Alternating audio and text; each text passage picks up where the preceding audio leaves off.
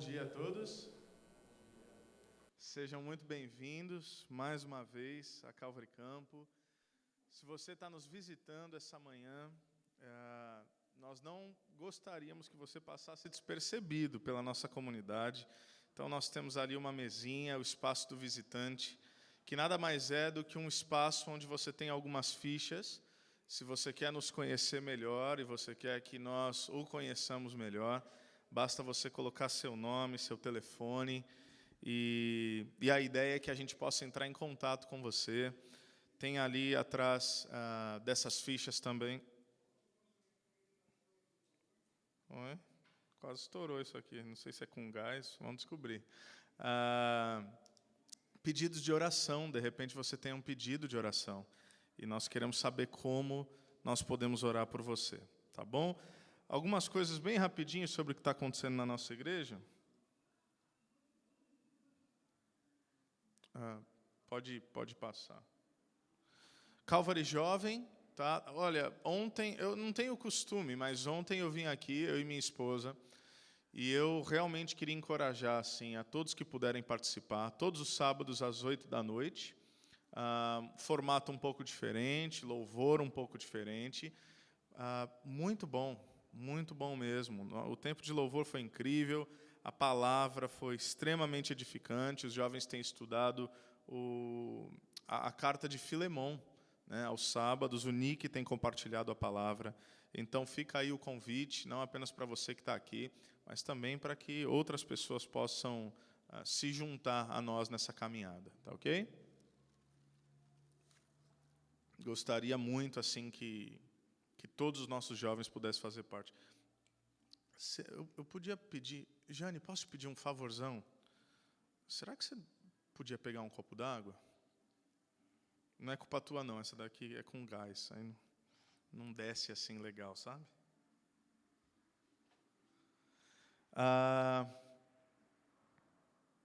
É só isso de slide? Ok. A Marli pediu para avisar que amanhã tem também aquela reunião, Criando Pequenos Discípulos, tá? Então, é quinzenalmente às segundas-feiras, às 20h. Mais informações com a própria Marli, nas nossas redes sociais, grupo de WhatsApp, enfim, entre em contato aí com as mulheres. É um tempo de aprendizado através da Palavra de Deus, sobre como nós podemos criar os nossos filhos no caminho do Senhor, educação de filhos. E também a Marli pediu para dar o recado de agradecer a todos que participaram do Bazar Beneficente, você que participou doando roupas, calçados, acessórios.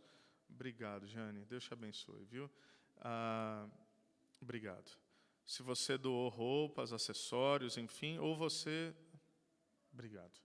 Ou você que veio aqui, participou como voluntário, seja aqui, seja no Caminho Melhor, a arrecadação, não sei em números, mas assim, parece que foi bem interessante, vai abençoar bastante o nosso ministério lá do Caminho Melhor, que é o nosso projeto social, nosso projeto sócio-missionário.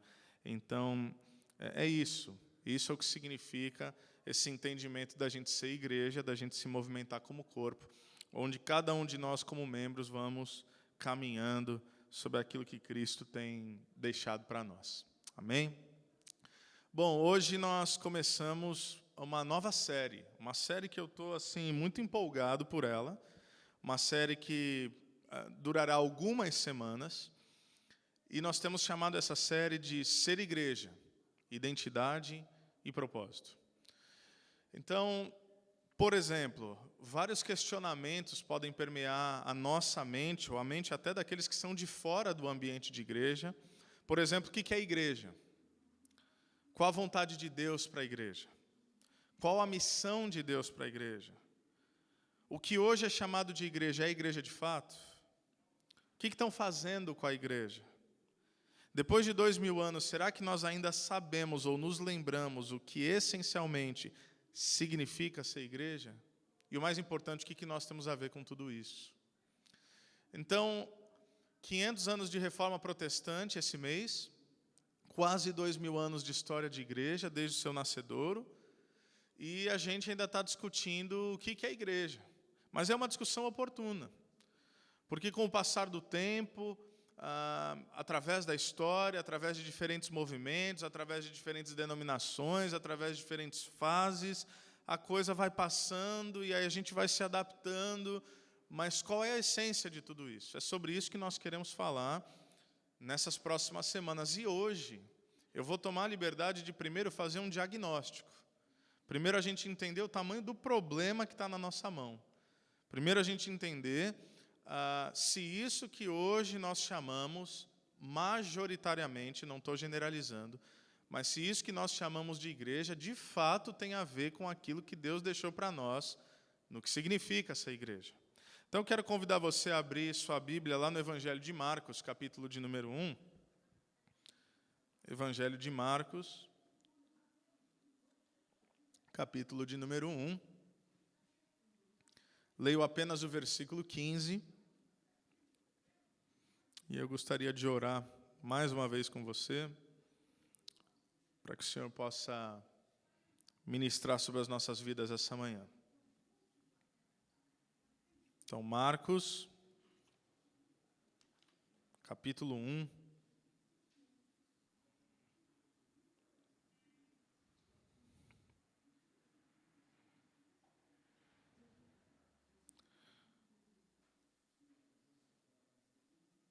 Versículo de número 15, é dito assim: O tempo é chegado, dizia ele, o reino de Deus está próximo. Arrependam-se e creiam nas boas novas. Vamos orar? Senhor Deus, nos ajuda nesse momento assim tão importante da ministração da Tua Palavra e especificamente hoje no entendimento daquilo que é a Tua vontade para nós. Aquilo que o Senhor desejou quando o Senhor pensou no Teu povo, na Tua igreja, sobre a nossa identidade, sobre o nosso propósito, sobre a nossa essência, sobre tudo quanto o Senhor tem trazido para nós como realidade hoje, e se há alguns ajustes que nós precisamos fazer, se há uma necessidade de arrependimento da nossa parte, que assim seja. Ou se há apenas a necessidade de uma continuidade, de perseverança, de fidelidade naquilo que o Senhor já tem nos revelado através da Tua Palavra, que assim também seja, que Teu Espírito Santo nos auxilie em tudo. Nós queremos ouvir Tua voz, nós queremos entender, nós queremos refletir, nós queremos usar nossas mentes para intencionalmente perceber o que tem acontecido e qual é a resposta do Evangelho para isso tudo. Assim nós oramos no nome de Jesus. Amém. Amém. Um dado para a gente começar. É dito que naquilo que nós chamamos hoje de Igreja Evangélica Brasileira, tem tanta gente se convertendo, vou usar a expressão, tornando-se um igrejado, é o mesmo tanto de gente, que talvez não seja a melhor expressão, mas é a expressão utilizada, que está também se tornando um desigrejado. Então, o que eu estou dizendo é que a Igreja Evangélica Brasileira é igual uma porta de banco. Tanto de gente que entra, é o mesmo tanto de gente que sai. E a gente está achando que a igreja está crescendo, e de fato, numericamente, ela está crescendo, já somos aí perto de 40 milhões. Só que também somos perto de 40 milhões, segundo estimativas, não sei se é isso de fato, mas perto disso é o número de pessoas que já saíram da igreja. Que se decepcionaram com a igreja, se decepcionaram com líderes, se decepcionaram com pastores, se decepcionaram com um tanto de coisa, e aí, de repente, estão tentando viver a sua fé de um modo genuíno, de um modo comunitário, só que, por alguma razão, talvez por 1, 2, 3, 4, 5, meia dúzia de frustrações, já não conseguem frequentar um ambiente religioso, porque a tudo quanto lhes foi exposto, houve frustração, houve engano, houve manipulação da fé, houve um desvirtuamento da verdade, e aí eles falam, não, perdi a esperança. Perdi a esperança. É claro que não se pode perder a esperança na igreja de Cristo, porque a igreja de Cristo é santa, ela é pura, ela é imaculada, mas algumas instituições que carregam o nome da igreja e não são igreja, acabam gerando esse desserviço. A humanidade, ela clama por algumas coisas. Você conhece, para citar um poeta da cultura, você conhece a música Imagine, do John Lennon. E eu quero citar uma expressão aqui que você vai se lembrar dela. Ele diz o seguinte no meio da música: você pode dizer que eu sou um sonhador, mas eu não sou o único. Espero que um dia você se junte a nós e o mundo será como um só. E o mundo que vivemos será como um só. Se nós olharmos para essa letra do John Lennon, a gente vai perceber que ele tinha uma percepção daquilo que o mundo deveria ser. O clamor dele era por uma sociedade que anunciasse de modo visível esse tipo de experiência de vida. Que tipo é esse?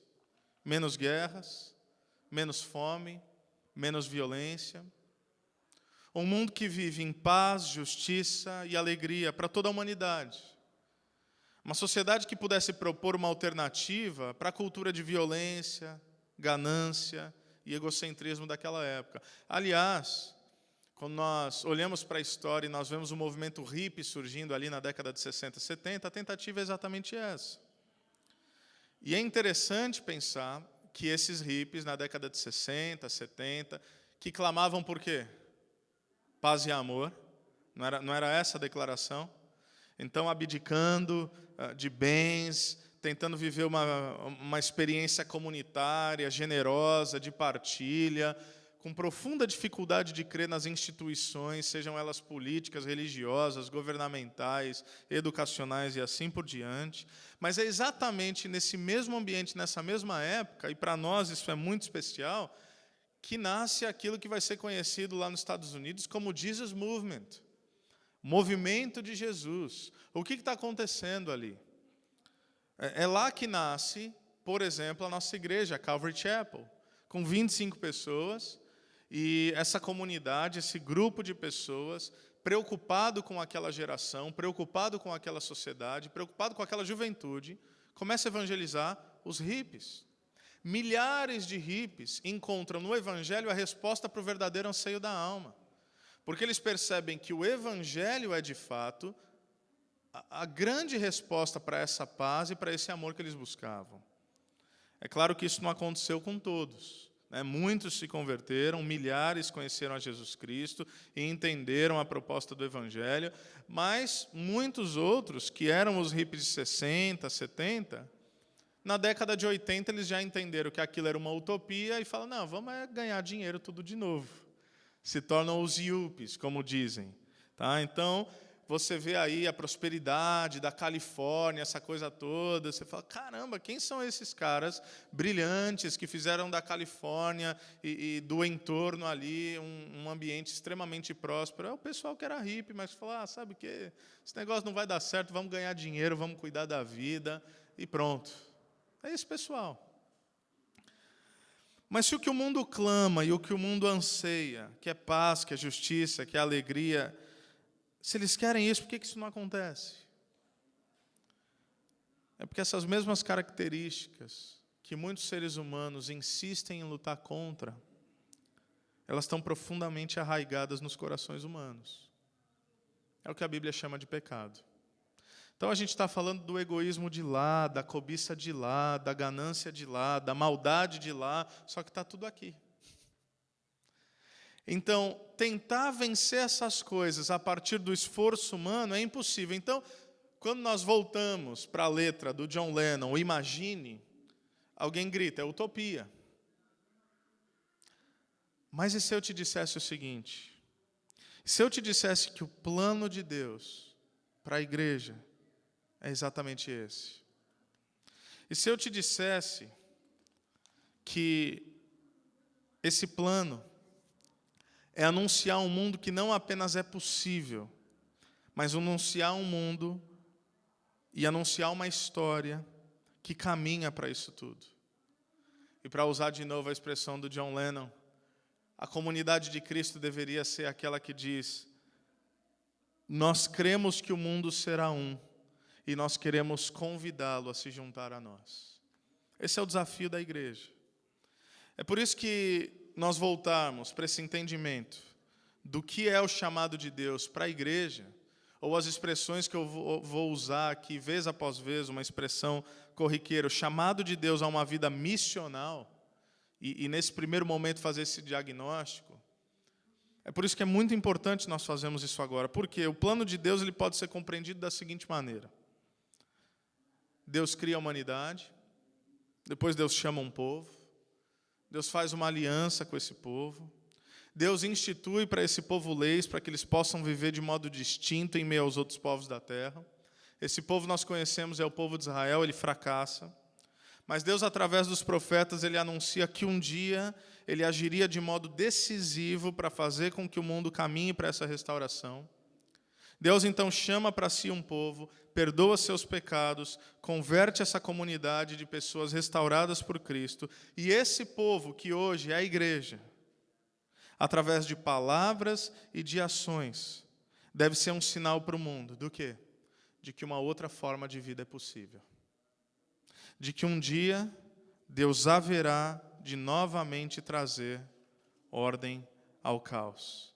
Esse povo diria algo mais ou menos assim: nós somos o anúncio de um novo mundo e nós queremos convidar vocês a fazerem parte da história. Então, essa maneira de compreender a identidade e o propósito do povo de Deus, o pessoal tem dado o nome hoje de missional. E olha o que o Mike Gorin fala sobre isso. Ele diz que missional descreve não uma atividade específica da igreja, mas a própria essência e identidade da igreja, à medida que ela assume seu papel na história de Deus, no contexto de sua cultura, e participa da missão de Deus para o mundo. Quem tem pelo menos assim uns 15 anos de igreja? Levanta a mão, por favor. Ok, tem um pessoalzinho aí. Se você tem pelo menos uns 15 anos de igreja, você ouviu muito. E deixa eu já abrir um parênteses, isso não é um equívoco, isso é necessário, isso é importante. Eu só vou explicar o problema de reduzir a essa expressão. Mas você ouviu muito sobre sermos uma igreja missionária, certo? Igreja missionária. Eu lembro no ministério infantil, culto de missões, aquela coisa toda. Eu não sei, alguém já ouviu falar em janela 1040 aqui? Ok, quem é mais velho de igreja já ouviu falar em janela 1040. Então, pegava o mapa mundi, fazia literalmente uma janela e falou: esse aqui, esse pedaço do mundo, é o pedaço menos alcançado pelo Evangelho, é a janela 1040, e a gente tem que alcançar esse pessoal. E é verdade, porque a nossa missão é até os confins da terra. Qual é o problema com esse antigo paradigma mental de uma igreja missionária ou de fazer missões? E aí volto novamente a você que já tem um tempo de igreja, para que você confirme aquilo que eu estou propondo aqui. Eu cresci, e muitos de vocês cresceram, e vocês não foram os únicos, porque isso vem há alguns séculos, com o entendimento de que missões é algo para alguns que é feito em um lugar distante. Eu vou repetir. Missões é algo apenas para alguns, feito em um local distante. De preferência, um local tipo África. Tá? Ou algum lugar assim remoto da Ásia. Qual o problema com essa mentalidade? O problema é que alguns cristãos se comprometem com o chamado de Deus, que é o chamado para todos nós, de anunciar o Evangelho, a grande comissão de levar as boas novas. Então eles saíam da sua cidade, do seu estado, do seu país, do seu continente. Isso é o que nós chamamos de missões transculturais. É um pessoal sair de um canto e ir para um outro canto para levar o Evangelho, enquanto todo o resto que ficava continuava vivendo a sua vida. Então o problema não é o pessoal que ia. Esse pessoal que ia estava obedecendo a Deus e estava cumprindo a grande comissão. O problema é a mentalidade no pessoal que ficava. Porque quem ia, a gente pensa, não, eles são os missionários. Então, eles estão cumprindo o chamado, eles estão pregando o Evangelho, eles estão vivendo lá. E nós? Nós vamos continuar vivendo a nossa vida, trabalhando, estudando, ganhando dinheiro, resolvendo a situação dos nossos filhos, do nosso casamento, porque o que importa é a gente agora viver aqui, o hoje, agora. Isso é um problema. Porque esse nunca foi o plano de Deus para a igreja. Quando você vê em Atos dos Apóstolos, capítulo 8, versículo 4, quando os discípulos são dispersos, e aqui discípulos, eu não estou falando dos 12 apóstolos, eu estou falando de todos os cristãos, é dito o seguinte: os que haviam sido dispersos pregavam a palavra por onde quer que fossem. Ou seja, todo cristão se compreendia como um missionário. Então, quando nós falamos de uma igreja missional, nós não estamos falando que nós não devemos ir para os confins da terra. O que nós estamos afirmando é que o evangelho também precisa ser pregado em Jerusalém. O que nós estamos afirmando não é que não tem perdidos lá. O que nós estamos afirmando é que tem perdido aqui. É que de repente é o seu vizinho. De repente é um familiar seu. E quem são os missionários que Deus vai enviar para os seus vizinhos? Ou para os seus familiares? A pergunta não é quem são os missionários que Deus vai enviar. A pergunta é, será que eu estou consciente de que eu sou o agente de Deus para aquela pessoa, para aquele ambiente, para aquela comunidade, para aquela família? Esse é o ponto. Nós estamos afirmando que os perdidos estão em todos os lugares. E é tão importante, gente, nós discutirmos isso e pensarmos isso em pleno século XXI, onde a gente já deveria ter entendido isso, obviamente. Mas hoje nós vemos, e é aqui que começou a minha inquietação e a minha agonia nessa série. Eu preciso confessar a vocês. Eu comecei a pensar, meu Deus, tem muitos cristãos, eu não vou dizer a maioria, porque pode soar pretensioso e até injusto. Mas tem muitos cristãos, e presta atenção na afirmação que eu vou fazer, que não fazem ideia, mas assim, a mínima ideia do que significa essa igreja. A mínima ideia do que significa essa igreja. Por exemplo, nós vemos igrejas, e quando eu disser igrejas, eu estou falando de pessoas. Estou falando que a crítica vem de dentro. Nós vemos igrejas voltadas ou centradas em si. Quando a essência do povo de Deus, quando a identidade da igreja deveria ser um povo orientado para o mundo. Por exemplo, pensando nos missionários transculturais, eles não estavam preocupados consigo. Quando alguém sai da sua terra, do seu país, abandona a sua família, abandona o seu conforto, vai para um lugar remoto, numa cultura distante, com barreiras culturais, com barreiras no que diz respeito ao idioma, às vezes com recursos escassos, às vezes para sofrer o abandono, inclusive da igreja que os enviou. Quem faz isso não está pensando em si, está pensando em cumprir o chamado que Deus colocou sobre a sua vida. Está pensando em cumprir a missão de Deus da melhor maneira possível. Está pensando não no seu bem-estar, mas naquele povo para o qual ele foi chamado. Volto a dizer, da mesma forma, todos os cristãos, todos nós, como corpo, nós deveríamos assumir esse mesmo papel de não existir para nós mesmos, mas para levar as boas novas ao mundo. Só que qual o problema? Como eu disse, nós não nos enxergamos como pessoas já enviadas por Deus ao mundo para o cumprimento da missão. Esse é um dos problemas. O segundo problema, nós vemos uma igreja que tem se rendido aos ídolos da cultura. Ou seja, quando a identidade da igreja é encarnar o evangelho e experimentar aquilo que os missiólogos chamam de tensão dolorosa, que é viver entre duas culturas, ao invés de vivermos isso, muitos cristãos estão vivendo como se esse mundo fosse o nosso lar, e como se essa cultura fosse aquilo que nos cabe. Nós acabamos de cantar, somos peregrinos, somos estrangeiros. O que eu quero dizer com isso? Quanto mais consciente da divergência que existe entre a cultura do reino e a cultura que rege esse mundo, mais a gente sofre. Mais a gente sofre. Quando nós olhamos algumas notícias, quando nós vemos algumas coisas, quando nós percebemos a maldade do mundo, quando nós percebemos que estão dizendo que é certo aquilo que é errado e que é errado aquilo que é certo, se você é regido pela cultura do reino de Deus, mas ainda assim vive nessa encruzilhada, nessa intersecção entre duas culturas, porque eu sou um cidadão dos céus, mas vivendo aqui na terra, eu começo a viver uma tensão dolorosa, eu começo a viver uma angústia. Que eu percebo que eu estou aqui, mas não fui feito para cá, mas tenho que viver aqui de que modo? De modo a sinalizar aquilo que é o reino de Deus. Existe um provérbio chinês que diz, se você quer saber o que é água, não pergunte a um peixe. O que isso quer dizer? que às vezes a gente está tão imerso na cultura que a gente nem se dá conta que existe uma alternativa. O John Stackhouse diz o seguinte: quando nós, a igreja, estamos confusos sobre quem somos e a quem pertencemos, podemos nos tornar qualquer coisa e de qualquer um. E o Leslie Newbigin, um dos maiores missiólogos que já existiu, ele diz o seguinte: a igreja ocidental é um caso avançado de sincretismo. E ele provoca dizendo: será que ela ainda pode se converter?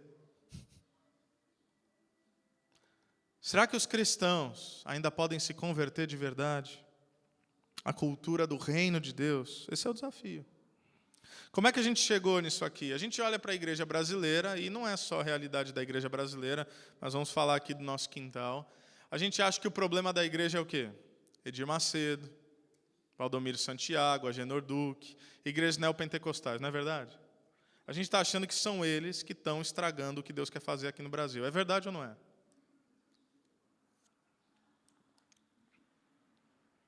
Sabe o que está estragando?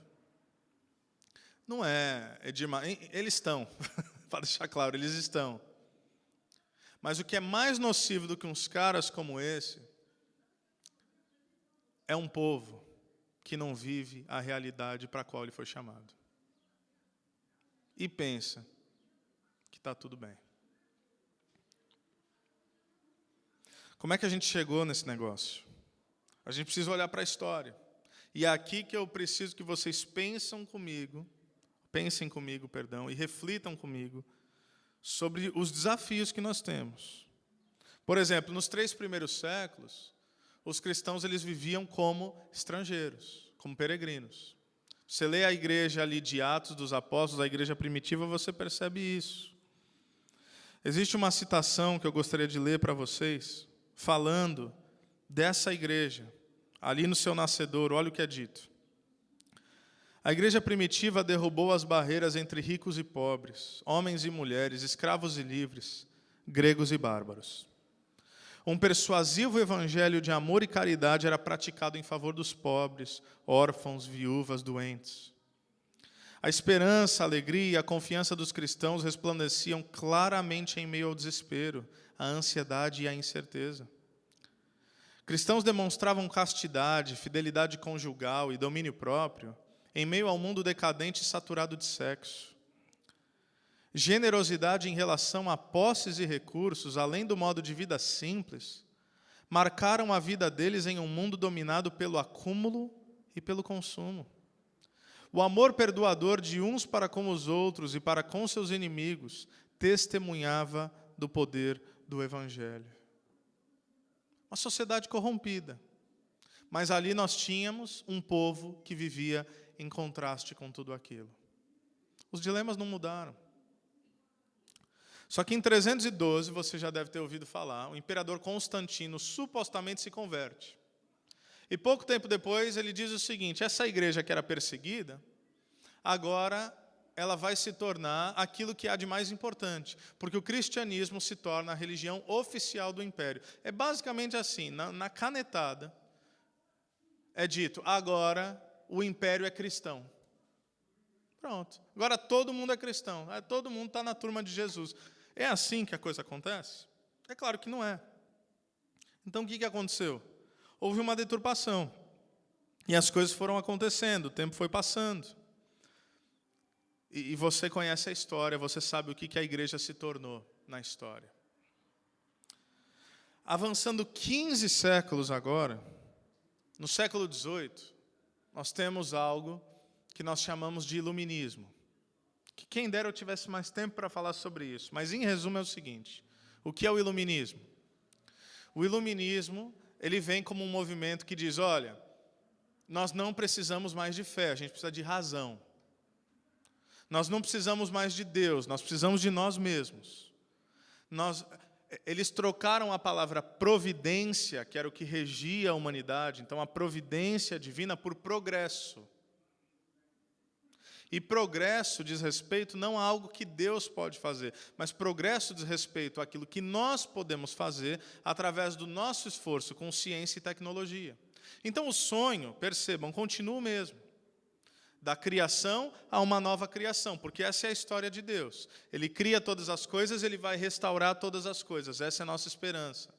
Mas agora, o iluminismo, ou o pensamento iluminista, que diz exatamente, não, agora fomos iluminados, a gente não precisa mais de fé, a gente não precisa mais de igreja, agora nós chegaremos sim a essa nova ordem mundial, nós chegaremos a esse novo mundo, nós chegaremos a um ambiente assim adequado para a nossa experiência de vida.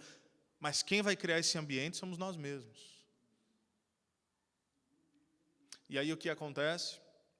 A fé, que era uma realidade que impulsionava a humanidade, ela é reduzida à esfera privada. Eu dou um exemplo prático. Quem está na faculdade ou já fez faculdade aí, em algum momento? Ok. Vai levar a tua fé para dentro da sala de aula para você ver o que acontece. Dependendo do curso, então, meu amigo, área de humanas, vai levar a fé. Fala assim, não, eu sou um psicólogo cristão. Depois de formado, vai ver o que te acontece. Se você levar a tua fé para dentro do consultório. Entre outras coisas. Vai ser um professor ou uma professora que educa os seus alunos a partir de uma cosmovisão, de um entendimento de mundo cristão. Você perde emprego, amigo. Sabe por quê? Porque a fé foi reduzida à esfera privada. É basicamente o seguinte, você pode crer o que você quiser, mas não interfere na nossa vida. Não era assim antes. Se tornou. Richard Tarnas diz o seguinte, que o Ocidente perdeu sua fé cristã e encontrou uma nova fé na ciência e no homem. Você lembra de Descartes, que diz, penso, logo existo? Pai da modernidade, o que ele queria dizer? Agora nós viveremos a partir de um racionalismo científico, tecnológico, e aí você vai se lembrar de Nietzsche, que diz, Deus morreu. Nós matamos Deus. O que ele está dizendo? A gente não precisa mais de Deus. Nós substituímos Deus, agora nós governamos a nossa própria história. Gente, o que isso tem a ver com a igreja e o que isso tem a ver com a gente? Pasmem, tudo. Porque essa igreja, ou isso que em muitos ambientes tem sido chamado de igreja, ou aquilo que a gente aprendeu em muitos lugares por ser igreja, mesmo que não tenhamos sido catequizados, ok? É assim que tem que ser, mas a percepção, a cultura natural da igreja de hoje, nós vivemos uma igreja que é filha do iluminismo. O que eu quero afirmar? Agora, porque a fé foi reduzida a uma esfera pessoal e privada, tudo no ambiente de igreja e de evangelho foi reduzido também à individualidade. Agora, igreja, o que é? É uma assembleia de pessoas que teve uma experiência religiosa e que, consequentemente, se reúnem para formar uma sociedade voluntária de indivíduos da mesma opinião. Eu sei que eu aprendi isso na minha infância de modo deturpado. Me falaram que evangelho era eu ter uma experiência com Deus, pessoal, individual, embora isso seja verdadeiro, a gente já vai chegar lá, mas sou eu, e aí a salvação é individual, e ser cristão é o quê? É fazer tudo certinho para quando eu morrer eu ir para o céu. Certo? Não foi o que muitos de vocês ouviram também? Não foi o que muitos de vocês aprenderam também? Qual é o problema? O problema é que a igreja nunca deveria contemplar o indivíduo, meus irmãos.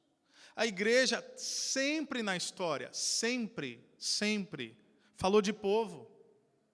É o povo de Deus, é a comunidade que viveria de modo distinto, é a família da fé, é o corpo de Cristo. Está vendo como tudo no Evangelho é plural? É o Pai Nosso, é o Pão Nosso. É a comunidade de Israel, é a igreja de Cristo, são os discípulos de Jesus. Vocês no plural são o sal da terra, vocês no plural são a luz do mundo. Assim como o Pai me enviou, eu os envio. Tudo é no plural.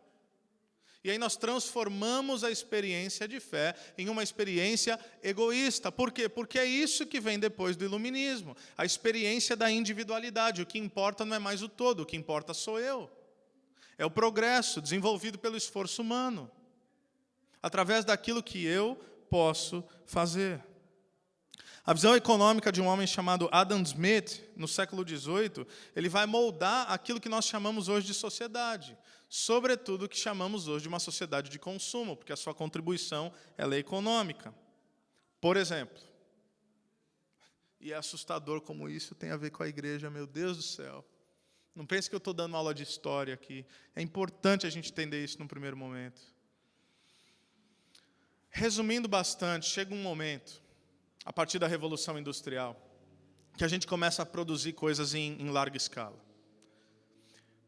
Vou dar números hipotéticos. Chega um momento onde 10 fábricas, 10 indústrias, elas conseguem produzir o suficiente para um país inteiro. Só qual o problema? Tem 50 fábricas. Tem 50 indústrias. Houve um dilema. Isso aconteceu nos Estados Unidos e aconteceu no mundo inteiro. Uma parte dizia, não, gente, espera aí. Nós só precisamos de 10, nós não precisamos de 50. Fecha as outras 40. Vamos ficar com as 10. Nós estamos supridos, nós estamos abastecidos. E vamos investir nosso tempo em outras coisas, em arte, em cultura, em educação, em avanço tecnológico. Vamos investir em outras coisas. Essa era uma parte. A outra parte dizia, não, nós temos 50. A gente não pode fechar. E aí alguém diria, tá, mas 10 já dá conta. Ele falou, não, então o negócio é o seguinte, a gente tem que mudar a percepção das pessoas diante das coisas. É aí que vem a ideia do marketing. Porque o que é o marketing, ou naquele sentido, o que eles vão fazer? É dizerem o seguinte, nós temos 10 que está suprindo, mas na realidade nós temos 50, então temos uma demanda aqui para mais 40. O que nós precisamos fazer? Precisamos fazer com que as pessoas entendam, por exemplo, que um par de sapato não basta, eles precisam de 30. Que um carro não basta, eles precisam de 3. Que uma casa não basta, eles precisam de várias. Que meia dúzia de muda de roupa não basta, eles precisam ter 100, porque precisa ter variedade. E a gente vai tornando tudo descartável. E a gente vai produzindo e alguém vai comprando. E aí a gente diz que aquilo que eles compraram já está fora de moda, a gente produz mais, eles jogam fora, aí eles compram de novo. Olha o que alguém disse, vê se não é assustador. Temos que fazer com que as pessoas pensem que sua satisfação e necessidade espiritual será suprida ao comprar coisas.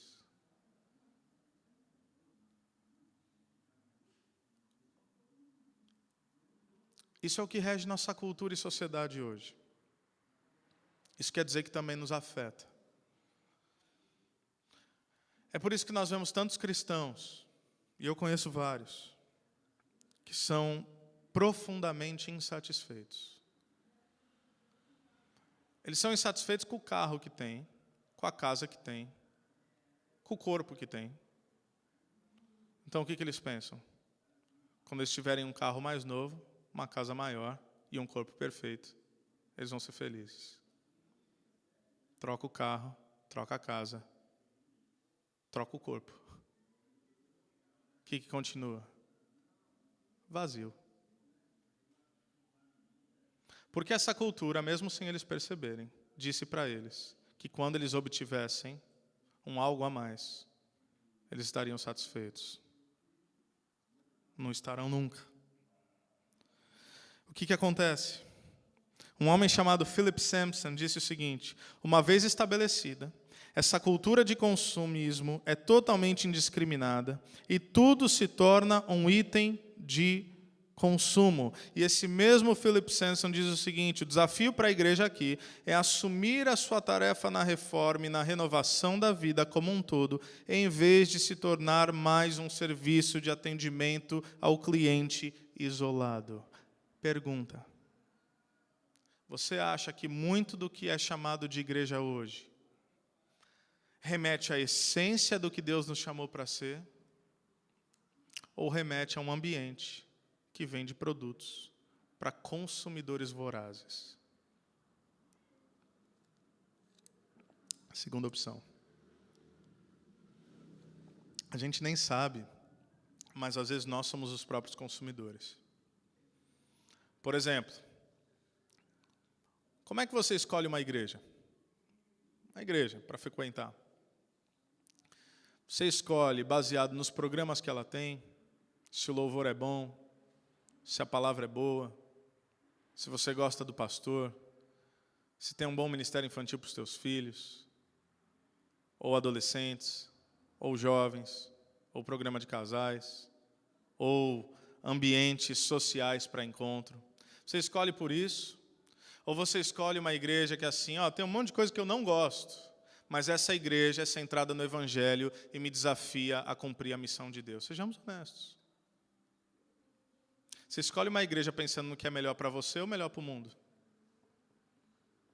Sejamos honestos. Essa é a mentalidade de consumo. Porque a gente está preocupado com quem? Com nós mesmos. Com o dia que é melhor para mim, com o horário que é melhor para mim, com aquilo que é melhor para os meus filhos, com aquilo que é melhor para a minha família, para o meu casamento. Eu. Experiência individual. Até porque a salvação é individual. E o perdido, onde é que fica nessa história? Não fica, continua perdido. Então, quando a gente vê os neopentecostais, triunfalistas, vendendo bênção, e a gente acha isso um absurdo, a gente tem que pensar que talvez a gente também esteja desejando comprar alguma coisa. É por isso que tem gente que às vezes sai de igrejas por coisas tão pequenas. Por exemplo, um irmão que o tratou de modo diferente que ele achou que deveria ser tratado, porque ele acha que ele merece algo mais. Então ele não está ali para um cumprimento da missão e para olhar que quando o irmão maltratá-lo, ele fala, não, está tudo certo, porque eu estou resolvido em Deus, eu perdoo esse meu irmão e é isso aí mesmo. Não, ele pensa, ontem eu falando com um rapaz, e eu fiz essa pergunta para ele sai da igreja onde é que ele estava, aí visitou aqui, e aí visitou outra. Ele falou, pastor, talvez eu vá para lá. Eu falei, você pode até ir, mas você não vai desavisado não, viu? Eu estou meio que assim, cristão, gente de outras igrejas, eu estou desencorajando a vir para cá. Eu estou pensando assim, quem está perdido, quem não conhece o Evangelho, porque essa mentalidade do crente consumista, para mim, já deu. Então o cara mete o pau no pastor dele, mete o pau no pastor do outro, mete o pau no terceiro pastor, eu sei que é só questão de tempo para ele me malhar. Não me iludo. Porque tudo está sempre errado para esse tipo de gente consumista. Aí ele chega e fala, pastor, não sei o quê. Eu falei, cara, vem cá, o que é uma igreja boa para você? Ele falou, uma igreja boa é quando eu entro e me recebem bem. Eu falei, rapaz, mas que coisa pequena, hein? Ele, como assim? Eu falei, é muito pequeno isso. Quer dizer que, sei lá, se você entrar e ninguém te notar, então a igreja não é boa.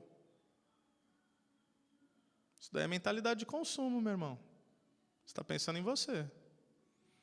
Eu não tinha pensado desse jeito. Tá? Falei, então aí a gente vira assim, tem várias igrejas hoje. Tem igreja shopping, sabe, tipo prazo de alimentação, assim? Dá para escolher. Tem igrejas clube social.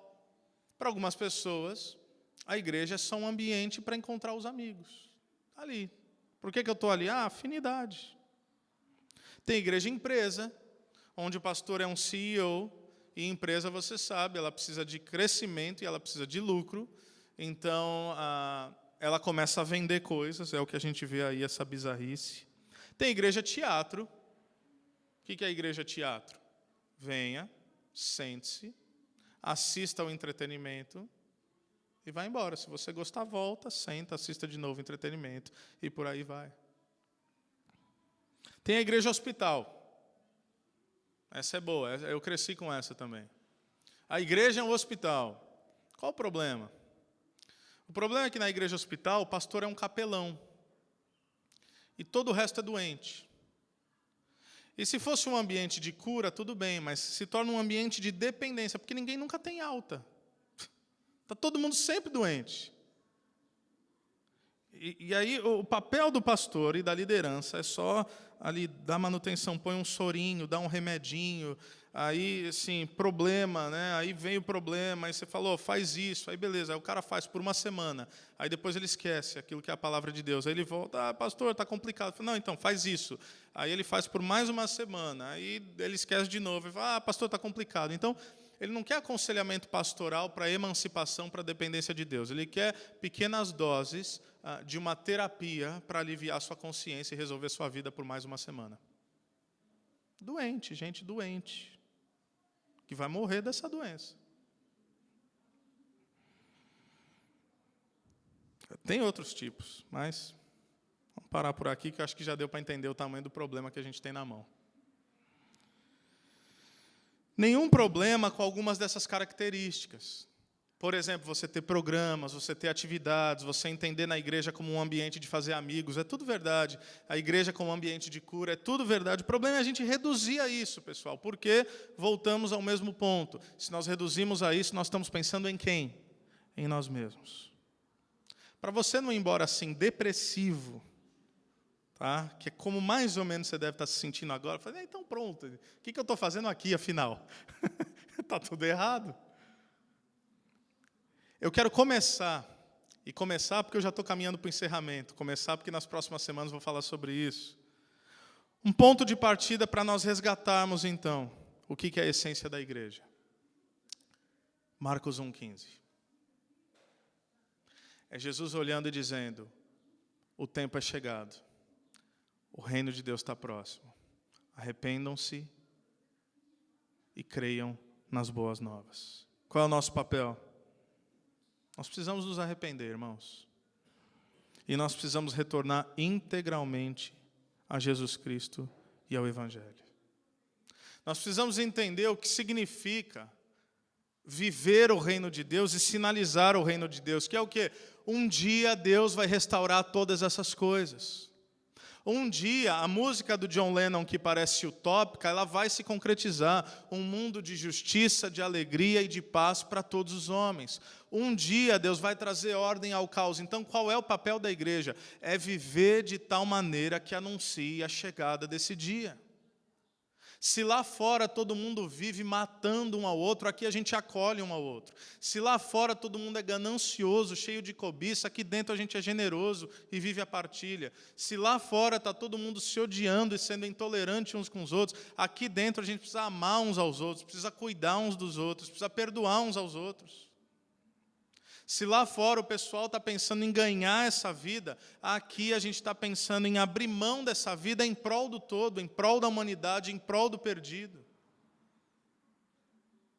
A gente precisa retornar ao Evangelho.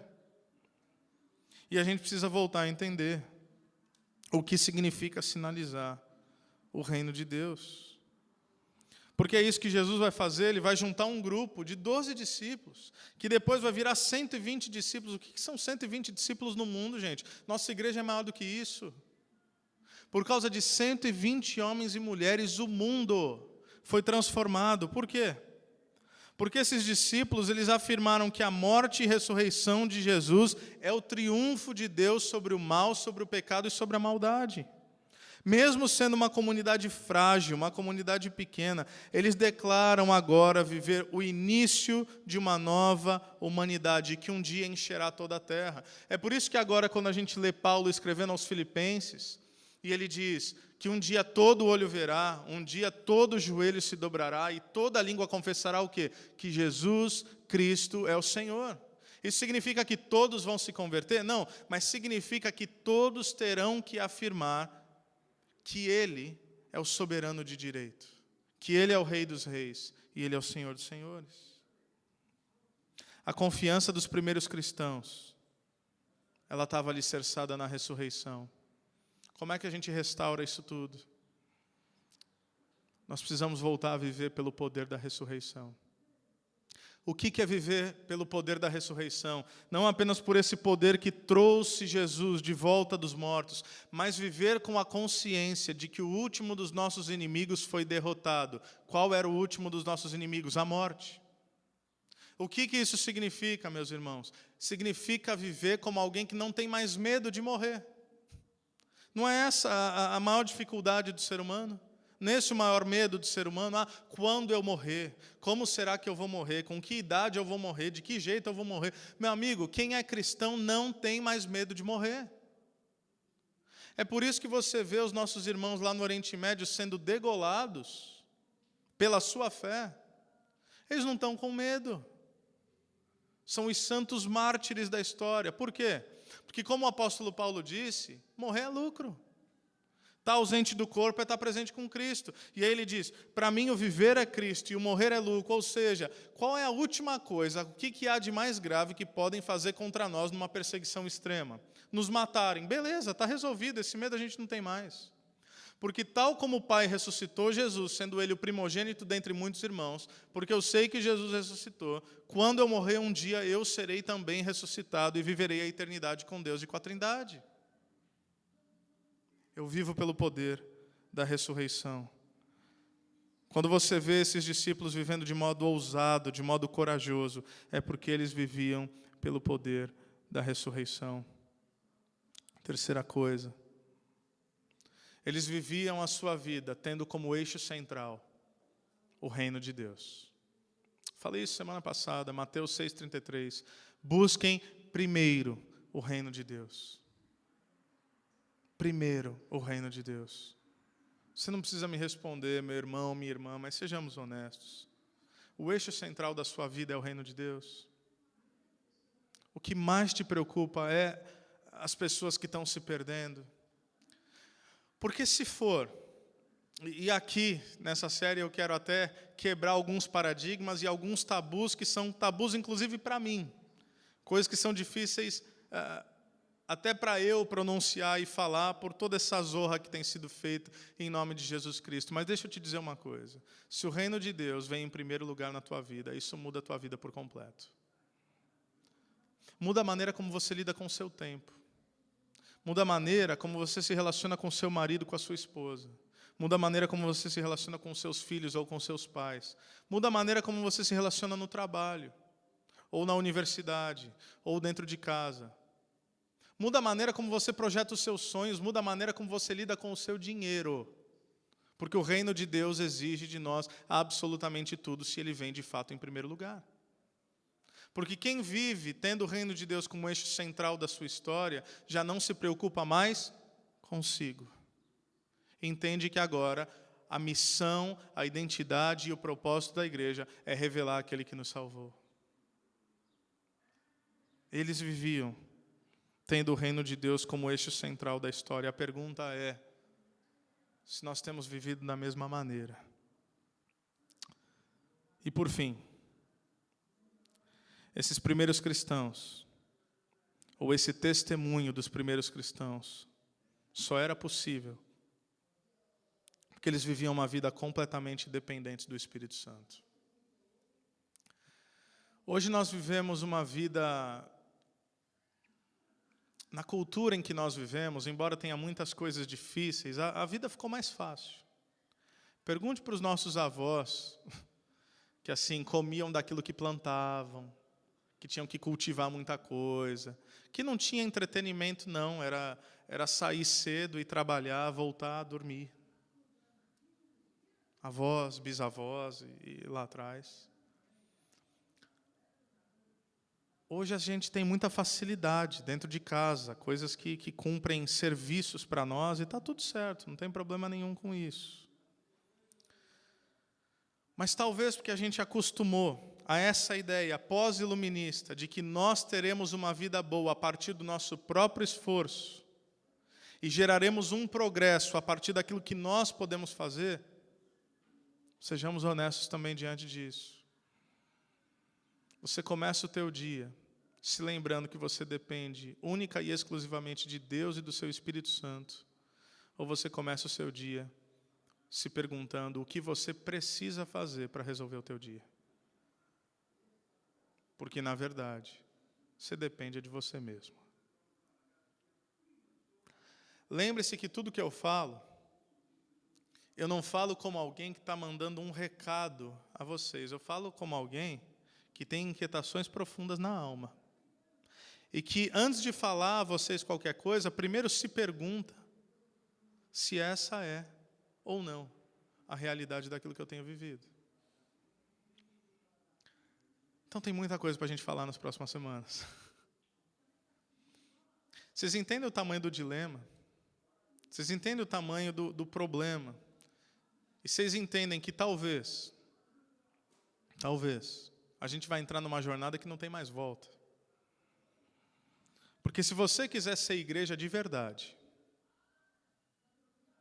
eu ouso dizer que isso vai mudar bastante coisa na sua vida. Talvez você já seja a igreja.